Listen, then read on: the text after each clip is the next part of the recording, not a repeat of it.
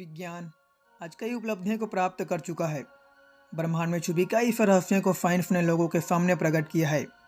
इंसान जो कि इस पृथ्वी पर ही सर्वाइव कर सकते हैं, लेकिन आज इंसान इस पृथ्वी के अलावा अदर प्लैनेट्स पर भी जा सकते हैं केवल साइंस के कारण। आज मनुष्य चांद पर जाने की योजना बना रहा है, मार्स पर जाने की योजनाएं बना रहा है केवल साइंस के बदौलत। क्या आपको पता है, जब साइंटिस्ट स्पेस पर नहीं गए थे और न ही उसको दूसरे प्लैनेट्स के बारे में पता नहीं था, उस समय साइंस का मानना यह था कि पृथ्वी फ्लैट या चपटी है जो एक गोलाकार से घिरी हुई थी जहाँ सितारों पर तारे लटके रहते थे। बहुत लोग इस बात को मानते थे कि पृथ्वी एक कछुए की पीठ पर बैठी है और वह कछुआ एक बड़ा सांप पर खड़ा है, जिस वजह से पृथ्वी स्थिर है। और बहुत का यह भी मानना था कि यूनान का देवता एटलस इस पृथ्वी को अपने हाथों से उठाया हुआ है। और यह वह समय था जब लोगों को ग्रेविटी फोर्स के बारे में कोई जानकारी नहीं था, इसलिए लोग अपने अपने विचारों को प्रकट करते थे। तो यदि उस समय किसी को ग्रेविटी फोर्स के बारे में पता नहीं था, तो मानव जाति को आखिरकार ग्रेविटी फोर्स यानी गुरुत्वाकर्षण बल का पता कैसे चला? ग्रेविटी फोर्स तो पहले से ही अपने अस्तित्व में था, लेकिन उनका खोज सर आइजैक न्यूटन के द्वारा हुआ, जिसको 1687 में पब्लिश किया गया था। तब दुनिया के हर एक लोग ग्रेविटी फोर्स के बारे में जान पाए थे। लेकिन क्या आपको पता है कि ग्रेविटी फोर्स के बारे में बाइबल ने पहले से ही इस बारे में बता दिया गया था। अय्यूब की पुस्तक जो कि 3500 साल पुरानी है, जिसमें लिखा है वह उत्तर दिशा को निराधार फैलाया रहता है और बिना टेक पृथ्वी को लटकाया रहता है। पृथ्वी तो पहले से ही अपने जगह में बिना किसी के सहारे और बिना किसी के सहायता से ही अपने जगह में है। परमेश्वर ने पृथ्वी के जिस स्थान पर उसको रखा था, पृथ्वी वहीं पर है।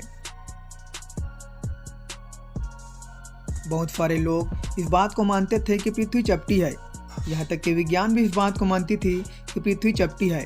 लेकिन जैसे जैसे साइंस आगे बढ़ता गया और उपलब्धियां प्राप्त करता गया, तब साइंस को पता चला कि पृथ्वी जो चपटी नहीं बल्कि अपनी जगह में वह गोल है। इन अप्रैल 1961 में मानव ने पहले अंतरिक्ष में प्रवेश किया था।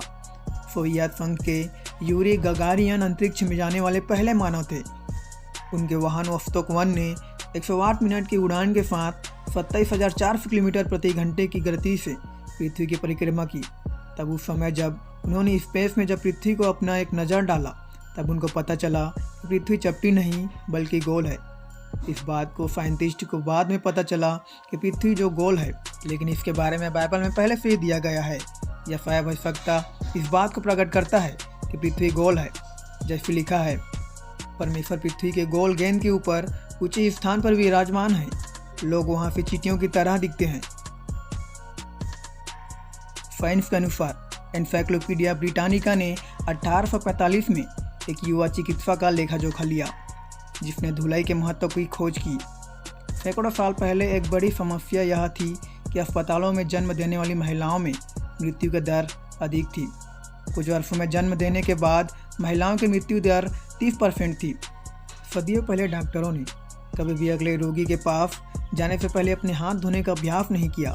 ऐसा इसलिए था क्योंकि सूक्ष्म रोगी की उपस्थिति अभी तक खोजी गई नहीं थी। जब यह पता चला कि हाथ धोने से बीमारी को फैलने से रोकने में मदद मिलेगी, तो गर्भवती महिलाओं की मृत्यु दर घटकर 2% रह गई। विज्ञान की इस खोज से पहले ही इसके बारे में बाइबल में बता दिया गया था कि किस प्रकार से बीमारियों से निपटा जा सकता है। जैसे लिखा है, और जब उसके प्रमेह हो तब वह अपने रोग से शुद्ध हो जाए, तब वह अपने शुद्ध ठहराने के 7 दिन को गिन ले, तब वह अपने वस्त्र धोए और बहते हुए जल से स्नान करे, तब वह शुद्ध ठहरेगा। बाइबल इस बात का प्रमाण पहले से ही दे चुका है कि कैसे बीमारियों से निपटा जा सकता है। हम सभी जानते हैं कि केवल रक्त का नमूना लेने से ही डॉक्टर किसी व्यक्ति के स्वास्थ्य के मुद्दे को और स्थितियों को मूल्यांकन कर सकता है।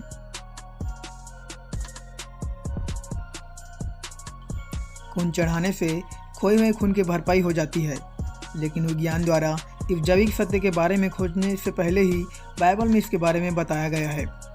क्योंकि शरीर का प्राण लहू में रहता है और मैंने उसे तुमको वेदी पर चढ़ाने के लिए दिया है कि तुम्हारे प्राणों के लिए प्रायश्चित किया जाए, क्योंकि प्राण के कारण लहू से प्रायश्चित होता है।